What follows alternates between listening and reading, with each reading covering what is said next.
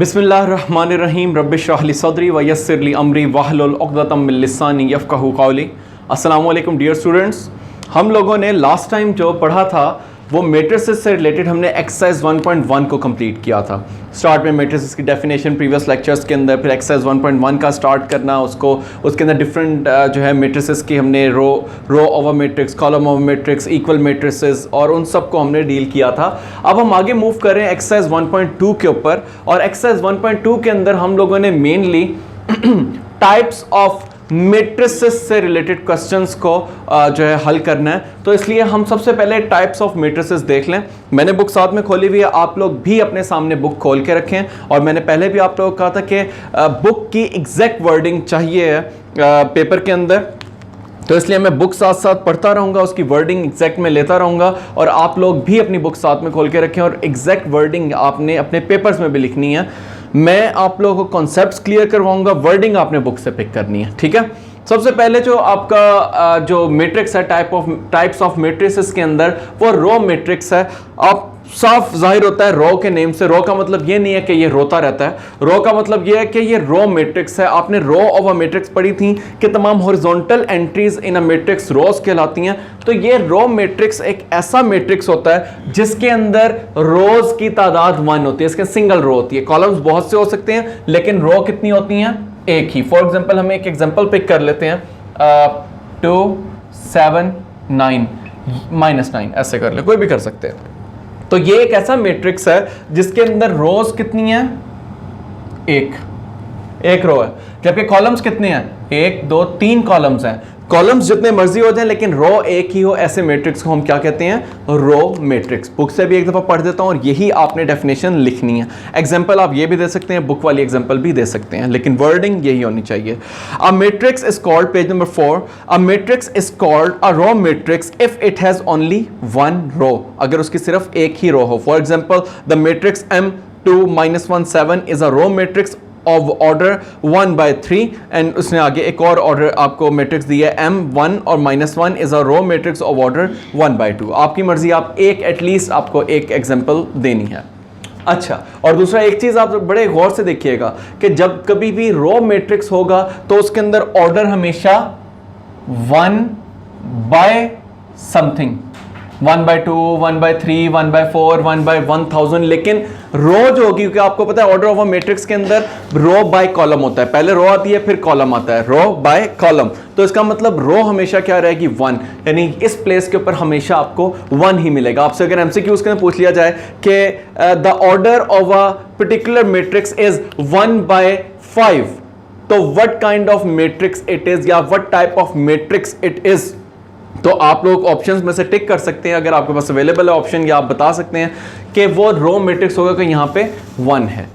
अच्छा, अब column matrix नाम से जाहिर है, जैसे रो मैट्रिक्स है उसी तरह कॉलम मैट्रिक्स है। इसके अंदर कॉलम्स की तादाद 1 होगी, रोज की तादाद जितनी भी हो सकती है। फॉर एग्जांपल मैंने एक मैट्रिक्स पिक कर लिया, मैट्रिक्स का नाम भी रख देते हैं। मैट्रिक्स का नाम है फॉर एग्जांपल Q, एक Q मैट्रिक्स है, और उसके अंदर एक है जी 0 और एक है -1। तो इसके अंदर कॉलम्स की तादाद कितनी है? ऑफ कोर्स कॉलम सिर्फ एक ही है, जबकि रोज इसके अंदर कितनी है? 2, R1 R2। ये हम प्रीवियस लेक्चर्स के अंदर इस किस्म की चीजें डिस्कस करते रहे हैं। तो ये क्या कहलाएगा? आपका कॉलम मैट्रिक्स। अच्छा, इस चीज से आप लोगों ने ज्वाइन नहीं करना। एक आपने डेफिनेशंस पढ़ी हैं, रोज ऑफ ए मैट्रिक्स, एक मैट्रिक्स की रोज वो क्या होती हैं, तो वो आपने पहले पढ़ लिया। और ये क्या है? एक ऐसा मैट्रिक्स जो कि है ही रो मैट्रिक्स, ये अलग डेफिनेशन है, ठीक है। तो ये नहीं करना कि आपको पेपर के अंदर आए define rose of A matrix, तो आप वहां पे ये लिख कर आ जाए इसकी डेफिनेशन। नो, ध्यान रखिएगा, रो मैट्रिक्स के अंदर यही बताना है रो मैट्रिक्स क्या चीज है, और रोज ऑफ ए मैट्रिक्स के अंदर बताना है रोज क्या होती है मैट्रिक्स की, ठीक है। ये आपने मिक्स नहीं करना। अब आगे चलते हैं रेक्टेंगुलर मैट्रिक्स। अब नाम से जाहिर है रेक्टेंगल एक ऐसी शेप होती है जिसकी चारों साइड्स बराबर नहीं होती। इसी तरह से जो आपका रेक्टेंगुलर मैट्रिक्स होता है उसके number of rose number of columns के बराबर नहीं होते। इस तरह रेक्टेंगल के अंदर लेंथ और विड्थ या हाइट और आपकी जो बेस है ये आपस में बराबर नहीं होती। इसी तरह से इस रेक्टेंगुलर मैट्रिक्स के अंदर भी रोज की तादाद और कॉलम्स की तादाद आपस में बराबर नहीं होती। Just like 2 3 5 0 -1 8। अब इसके अंदर आप देखें नंबर ऑफ रोज कितनी है, नंबर ऑफ रोज कितनी है, हॉरिजॉन्टल एंट्रीज 2, जबकि नंबर ऑफ कॉलम्स कितने हैं 3। तो ये आपका क्या है, एक रेक्टेंगुलर मैट्रिक्स। उसके बाद हम स्क्वायर मैट्रिक्स की तरफ आते हैं, फिर हम बुक से डेफिनेशन लाजमी मैंने पढ़नी है कि वो आपने वही याद करनी है। स्क्वायर मैट्रिक्स के अंदर जाहिर हो रहा है स्क्वायर की लेंथ और विड्थ बराबर होती है। तो इसके अंदर फॉर एग्जांपल हम एक एग्जांपल ले लेते हैं, एक मैट्रिक्स ए ले लेते हैं जिसके अंदर 3 0 -1 2 3 0 -1। अब इसके अंदर आप देखें नंबर ऑफ रोज कितनी है, 1 2, नंबर ऑफ कॉलम्स कितने हैं 1 2, ठीक है, 2 by 2। इसका ऑर्डर देख रहे हैं आप 2 by 2। जबकि जब कभी भी आपका रेक्टेंगुलर मैट्रिक्स होगा उसका ऑर्डर कभी भी आपको 2 by 2 3 by 3 4 by 5 5 by 5 4 by 4 5 by 5 नहीं मिलेगा।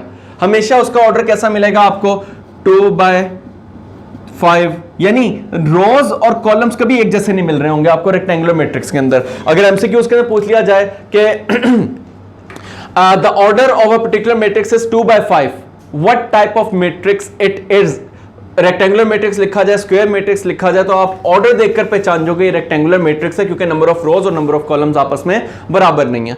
इसी तरह से स्क्वायर मैट्रिक्स के अंदर हमेशा जो नंबर ऑफ रोज होंगी वही नंबर ऑफ कॉलम्स होंगी। तो ये भी आप ऑर्डर देखकर इवन पहचान जाओगे कि स्क्वायर मैट्रिक्स है या रेक्टेंगुलर मैट्रिक्स है। यहां तक आपको बात समझ आ गई। अब आगे हम मूव करते हैं, नल मैट्रिक्स को भी एक दफा देख लें, फिर वापस मैं बुक के ऊपर आपको लेकर जाऊंगा। नल मैट्रिक्स या जीरो मैट्रिक्स नाम से जाहिर है अक्सर औकात हम लोग कहते भी हैं भाई तुम तो बड़े निल हो या फिर तुम बड़े नल फारिग बच्चा है ये, तो उसका मतलब ये होता है हम कह रहे हैं तुम्हारा तुम तो बिल्कुल जीरो हो।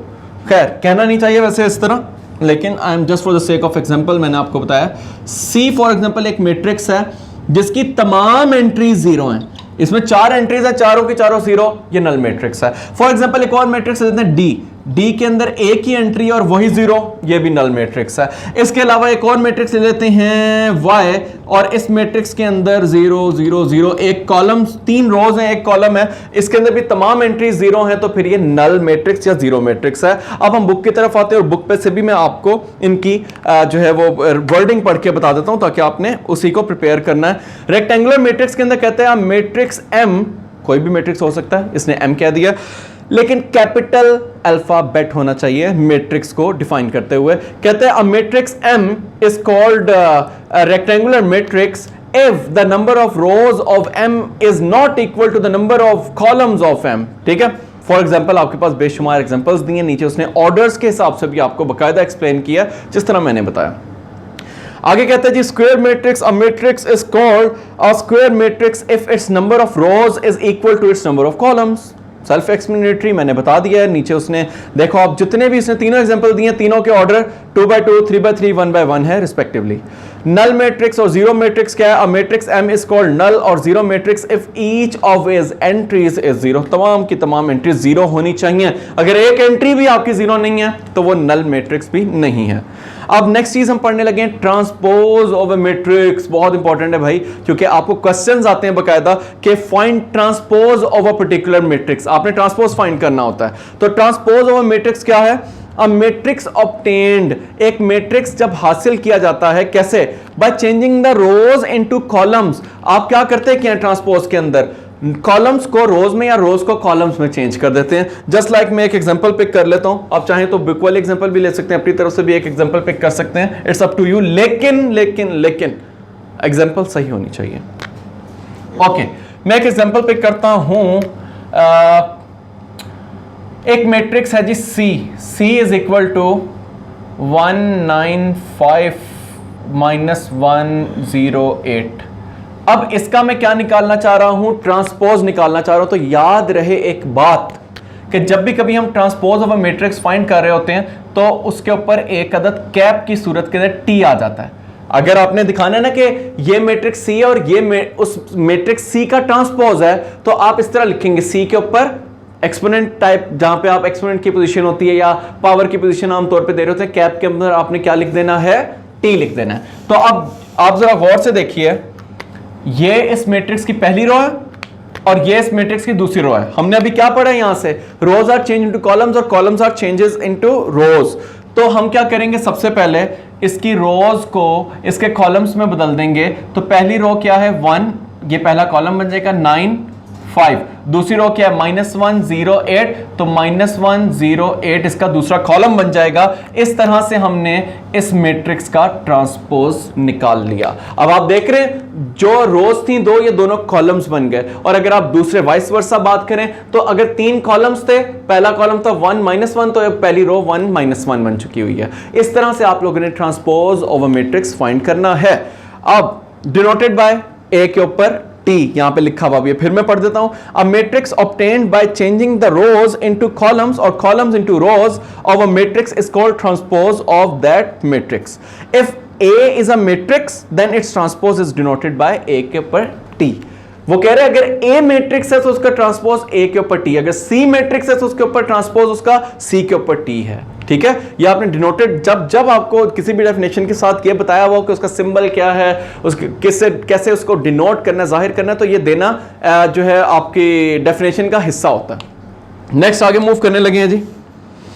अब नेक्स्ट है जी ट्रांसपोज हमने पढ़ लिया। नेगेटिव ऑफ अ मैट्रिक्स, ये भी इट्स जस्ट लाइक अ हलवा, ये बहुत आसान है। नेगेटिव ऑफ मैट्रिक्स, किसी भी मैट्रिक्स को जब हम -1 से या फिर माइनस से मल्टीप्लाई कर देते हैं वो नेगेटिव ऑफ अ मैट्रिक्स निकल आता है। यहां से मैं आपको पढ़ के भी सुना देता हूं। कहता है let A B a matrix, page number 6 पे आ गए हैं। Let A B a matrix then it's negative -a, यानी उसका नेगेटिव जो है उसके साथ माइनस के साथ जाहिर किया जा रहा है। Is obtained by changing the signs of all the entries of A, उसकी तमाम तर ए की एंट्रीज को उनके साइन चेंज कर दो तो आपके पास नेगेटिव ऑफ ए आ जाता है। फॉर एग्जांपल हमारे पास ए मैट्रिक्स है एक -1 0 5 9, तो अब मैं क्या करने लगा हूं, इसका नेगेटिव a माइनस a यानी इससे जाहिर होगा, फाइंड करने लगा हूं। तो क्या करूंगा, तमाम की तमाम एंट्रीज जो उसके अंदर मौजूद है उनके साइन चेंज कर दूंगा। -1 चेंज होकर बन जाएगा +1, पॉजिटिव हम नहीं लिखेंगे साथ में,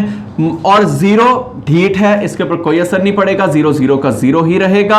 और नेक्स्ट एंट्रीज की 5 है, ये -5 बन जाएगी। नेक्स्ट 9 है, ये -9 बन जाएगा। इस तरह से we have obtained our negative of a matrix. A के सारे साइन चेंज कर दिए, नेगेटिव ए बन गया, -a से डिनोट किया जा रहा है और नेगेटिव ऑफ मैट्रिक्स निकल आया। अब नेक्स्ट चीज जो हमने आगे करना है जी, that is symmetric and skew symmetric matrix. बहुत इंपॉर्टेंट कॉन्सेप्ट, बहुत ज्यादा आपको ध्यान से उसको समझना है। वैसे बहुत आसान, यानी मुश्किल कोई इसमें बात नहीं है।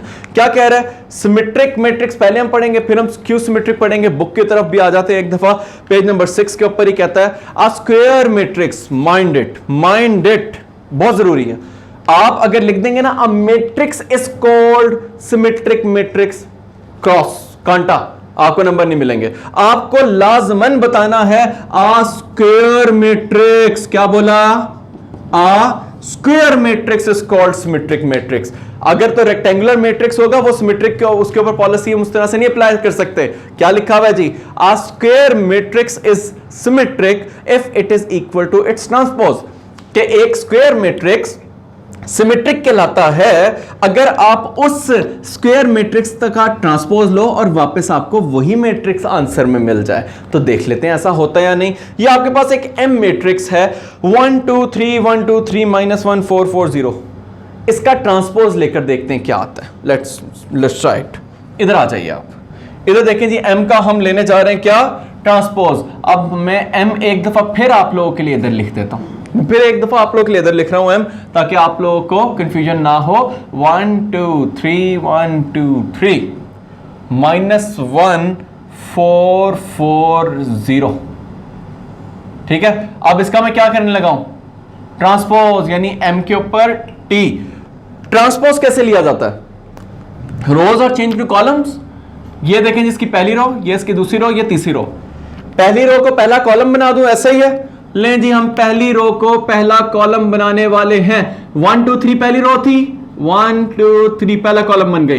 2 -1 4 दूसरी रो थी, 2 -1 4 दूसरा कॉलम बन गई। 3 4 0 तीसरी रो थी, 3 4 0 तीसरा कॉलम बन गई। अब जरा गौर करो, क्या ये दोनों मैट्रिक्स एक जैसे नहीं है, एग्जैक्टली एक जैसे हैं। इसका मतलब जब मैंने